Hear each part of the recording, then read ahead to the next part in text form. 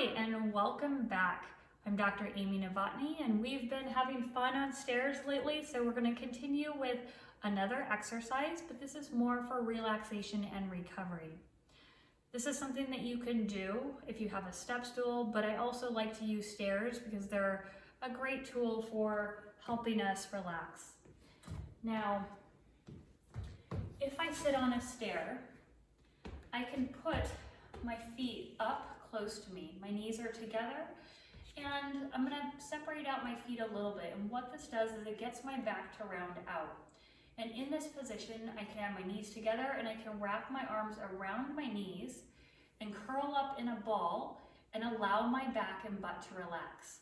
Now, often I do breathing in this position because as I sit here and I blow out, I can feel my rib cage drop in, I can feel my ribs drop down towards my butt and feel my low back let go.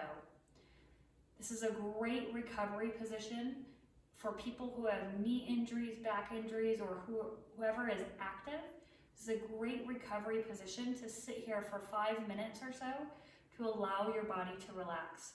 And in this position, you can let your shoulders drop, your head drops down, your belly comes out, and you can work on breathing. Again, breathing in through the nose, pause a second, blow out through the mouth, and then pause and hold your breath for 3 seconds.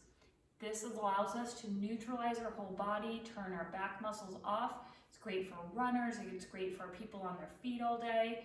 It's great at the end of the day as well as after any activity. Stairs are a wonderful, easy place to do it. You don't need any equipment. You can also use a step stool for this, but whatever can work, we try to encourage it to get your body back out of neutral and into where it should be, or get it back into neutral and where it should be for any of your daily life activities. I hope this was helpful. Have a great rest of your day. Contact me if you need help. Amy@PabberInstitute.com. Talk to you soon. Bye now.